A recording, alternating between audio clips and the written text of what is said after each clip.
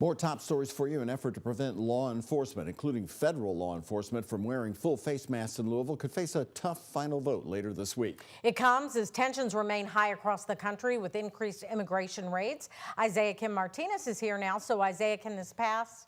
Well, Connie, Doug, that's the big question right now. It's looking like one vote from a Metro Council Democrat could decide which way this legislation goes. Its fate, which, by the way, would strengthen Louisville's current ban on wearing masks in public in most cases.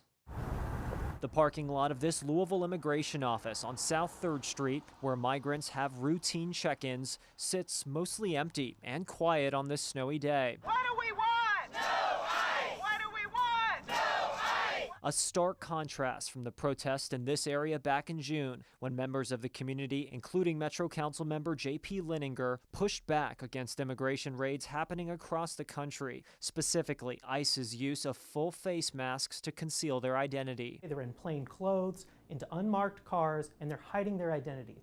That's wrong, it's scary, it's unconstitutional, and people want something to be done about it. Months later, Linninger's legislation to effectively ban local, state, and federal law enforcement from covering their faces while working in public is one Metro Council vote away from going to the mayor's desk for him to sign into law. If people are concealing their identity, that takes away a basic accountability. But we're learning the vote to pass Linninger's proposal could be extremely close. I'm not sure that I've got the votes. I don't have commitments to 14 right now.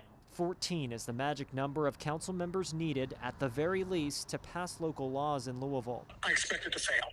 I expect it to be a close vote, and I expect it to fail. Councilman Anthony Piagentini leads the council Republicans, who need just one Democrat to break party ranks and vote with them to doom this effort. We will 100% be no against this. They're legislating something that nobody can even prove is happening here. Piagentini calls Linninger's legislation anti-law enforcement. He says even though he prefers police not to have to wear masks, he argues in this threat environment, there are cases where it's needed for their safety. You know, in isolated circumstances, I can understand why it happens. Mayor Craig Greenberg tells me he hasn't had a chance yet to fully review Linninger's proposal, but he did say this when I asked for his thoughts broadly on law enforcement wearing full face coverings. I mean, there are certain situations where I think face coverings are appropriate. If members of LMPD are out there directing traffic, certainly there are situations where there needs to be protection for individuals. But in general, I believe that law enforcement should not be wearing face covering.